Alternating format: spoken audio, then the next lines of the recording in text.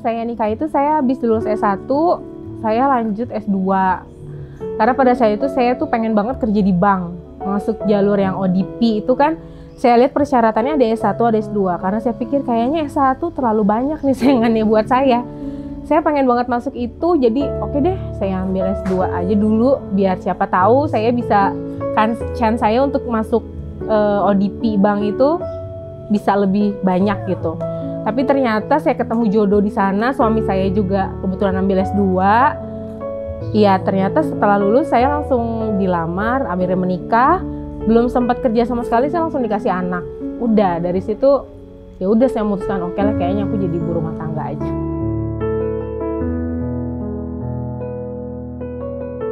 Pada saat itu saya baru lahiran, mungkin anak saya usia berapa bulan gitu. Nah ada yang dari salah satu perguruan tinggi universitas swasta di Bandung, dia mau buka fakultas hukum.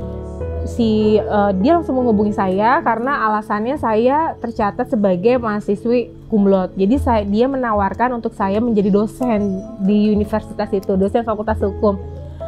Pada saat itu satu sisi, wah ini penawaran yang sangat bagus buat saya karena nggak gampang loh dapat jalur ini gitu kan. Tapi di satu sisi ada anak saya yang masih harus saya kasih kasih ASI gitu, harus saya kasih makan, harus saya rawat gitu. Dari situ saya bingung. Saya nggak langsung mengiyakan, tapi saya bilang akhirnya saya ngambil keputusan, ya sudah saya pilih anak saya daripada harus ngambil jadi posisi dosen itu di salah satu universitas di Bandung.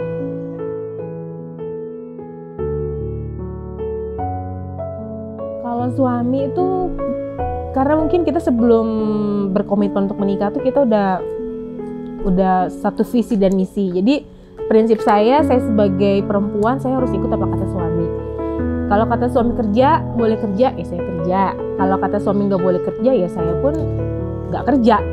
Pada saat itu suami bilang, selama dia masih bisa memenuhi kebutuhan saya, biar suami saja yang kerja, biar kita bagi tugas sebagai teamwork. Saya yang jaga anak-anak, dia yang cari nafkah di luar untuk kita.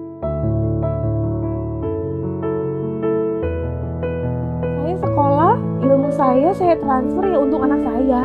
Cara pikir saya, cara pandang saya untuk menghadapi hidup ya untuk anak saya. Karena kan pada dasarnya dalam Islam juga jelas-jelas pendidikan anak pertama nomor 1 itu dari ibunya, bukan dari gurunya, bukan dari neninya, bukan dari neneknya gitu. Jadi ya nggak apa-apa lah, kenapa emang kalau saya S2 saya jaga anak, nggak ada salahnya.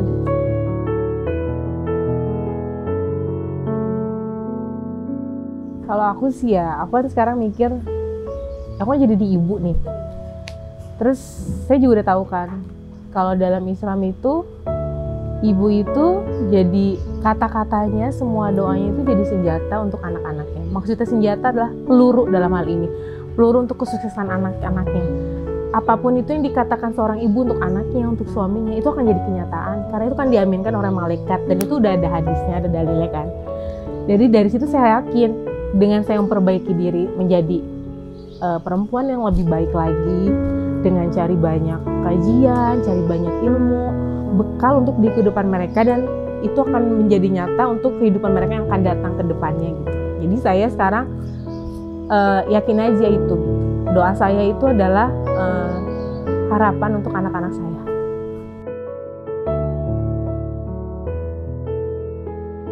Kalau misalnya udah milih jadi ibu rumah tangga, ya fokus aja sama anak, lakuin yang terbaik. Kalau misalnya di tengah jalan ada sedih, ada kecewa sama kehidupan gitu, ada patah hati, atau misalnya kayaknya sangat-sangat dunia itu sangat-sangat nggak ramah sama kita, nggak apa-apa, nikmatin aja sakitnya, nikmatin sedihnya, sampai nanti kamu bakal tahu, oh kita ini nggak bisa loh kayak gini terus. Ada anak-anak yang butuh kita buat bangkit.